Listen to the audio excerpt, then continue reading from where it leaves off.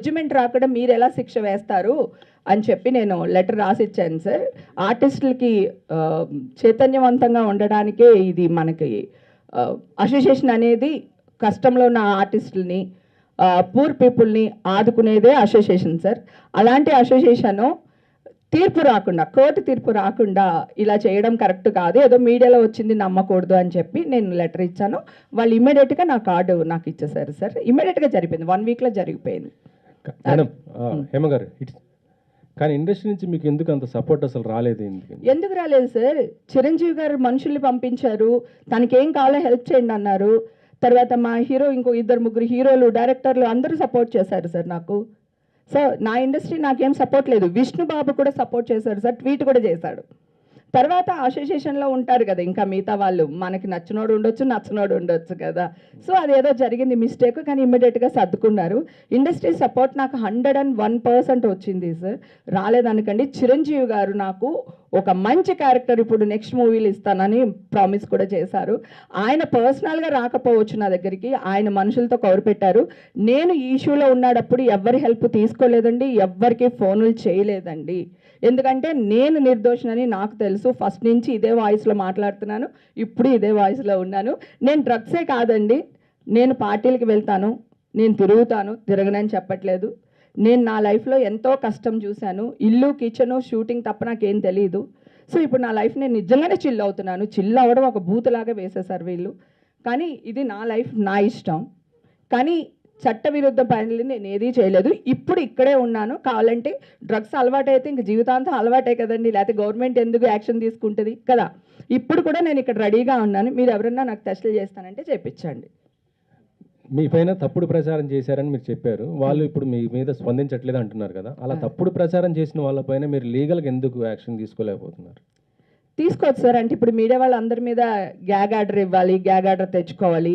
మళ్ళీ తెచ్చుకుంటే కరెక్ట్ కదండి, గ్యాగ్ ఆర్డర్ కాదా? తప్పు మాట్లాడానా? అది తెచ్చుకోవాలి మళ్ళీ మీడియాలో అంతా. సో ఆల్రెడీ నేను సఫర్ అయ్యాను, కోర్టుల చుట్టూ సంవత్సరంన్నర తిరిగాను. ఆల్రెడీ కొంతమంది వ్యక్తులు నా మీద బురద చల్లారు, మా వాళ్ళే. కొంతమంది ఆడవాళ్ళు, కొంతమంది కాని వాళ్ళు, కొంతమంది అడుక్కు తినే వాళ్ళని కూడా మీడియాలో కూర్చోబెట్టి, ప్రభు గారు చెప్పినట్టు మీ మీడియా వాళ్ళకి అంటే తప్పగా అనుకోకండి, మళ్ళీ మిమ్మల్ని అంటున్నానని కాదు, అడుక్కు తినే వాళ్ళని కూడా కూర్చోబెట్టి నా గురించి మాట్లాడిస్తారు, చిరంజీవి గారి గురించి మాట్లాడిస్తారు, ఇంకో హీరో గురించి మాట్లాడిస్తారు. మీ ఎథిక్స్, మోరల్స్ ఎక్కడికి వెళ్ళిపోతున్నాయి సార్? నా ఇండస్ట్రీ నాతోనే ఉంది, నాకు సపోర్ట్ చేస్తుంది. నేనేంటో నా ఇండస్ట్రీకి తెలుసు, మీ అందరికీ బాగా తెలుసు. ఓకే, కానీ మీ నుంచి ఈ ఎఫెక్ట్ జరిగింది చూడండి, అది తట్టుకోలేకపోతున్నా. నా కోర్టు నుంచి వచ్చిన తీర్పు కంటే కూడా ఇప్పుడు మీరు వేసే న్యూస్ ఉంటుంది కదా, ఇదే నాకు వాదార్పు, ఇదే నా సక్సెస్. సోషల్ మీడియా బాగా ఇదైంది మేడం, మెయిన్ మీడియా కాదు. మెయిన్ మీడియా ఎప్పుడైనా సరే ఏదన్నా కరెక్ట్ ఉంటేనే చేస్తారు. సోషల్ మీడియా ఎక్కువ మీ పైన చేసేది జరిగింది.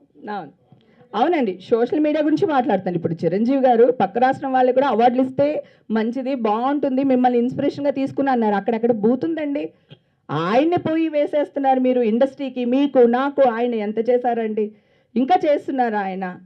ఆ సేవలన్నీ పక్కన పెట్టేసి ఆయన ఏదో మాట్లాడిందంటే అది కూడా అంటే ఇంకా మేము ఎక్కడికి వెళ్తామండి? దాసనారాయణరావు గారు లేని లోటు కనపడుతుందండి. అదే కనుక మా దాసనారాయణరావు గారు బతుకుండుంటే ఈరోజు మీడియా వాళ్ళు ఇలా మా మీద రెచ్చిపోయే వాళ్ళు కాదేమో అనిపిస్తుంది. ఆయన ఎక్కడో ఈ సందర్భంగా తలుచుకుంటున్నాను, మిస్ అవుతున్నాను దాసనారాయణరావు కాదు మేడం. దాసనారాయణ గారు లేకపోయినా ఆయన లోటు ఇప్పుడు చిరంజీవి గారు తీరుస్తున్నారు కదా, ఆయన ఇండస్ట్రీ పెద్ద. మరి కదా ఇండస్ట్రీ పెద్ద గురించే మీరు ఇలా మాట్లాడతారా అండి? ఇది ఎంతవరకు కరెక్ట్ బంగారం చెప్పు నాన్న?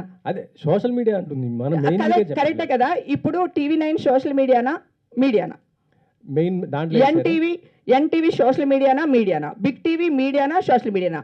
ఇప్పుడు సోషల్ మీడియా వాళ్ళు నేను అనడం ఎందుకు, గడ్డి తిన్నారు అనుకోండి, మనం ఎందుకు తినాలి? హేమ మీకు తెలియదా? చిన్నప్పటి నుంచి ఇక్కడే చచ్చానుగా, నా యుక్త వయసు అంతా ఇక్కడే జరిగింది కదా. నేను 14 years అప్పుడు ఇండస్ట్రీకి వచ్చాను. అప్పటి నుంచి ఈ సీనియర్ జనరేషన్ అందరూ నాకు తెలుసు. నేనేంటో మీకు తెలియదా? సో పైగా ఏదో వేశారు, తర్వాత నేను బయటకు వచ్చాను చెప్తున్నాను, నేను కాదబ్బా, నేను నల్ల పాలిష్ పెట్టుకున్నాను, నువ్వు వాడిన బ్లాక్ డ్రెస్ వేసుకున్నాను, అప్పుడు కూడా వదలలేదు. అది పర్లేదు, ఒక 2 పెద్ద ఛానల్స్ పాజిటివ్ వచ్చిందని వేసేసారు. ఇప్పుడు మీరు నన్ను అడిగారు కదా సార్, మీ బ్లడ్ రిపోర్టు ఏంటండి అని. మరి మీ వాళ్ళ దగ్గర బ్లడ్ రిపోర్ట్ ఉందా సార్? నాది ఉంటే వేయమని చెప్పండి. ఎట్లా సార్ పాజిటివ్ అని వేస్తారు? కోర్టు నుంచి రావాలి కదా సార్.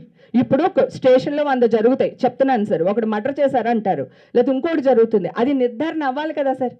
అటా అని వేసే న్యూస్ వేరు సార్, కన్ఫర్మ్ చేయకూడదు మనం.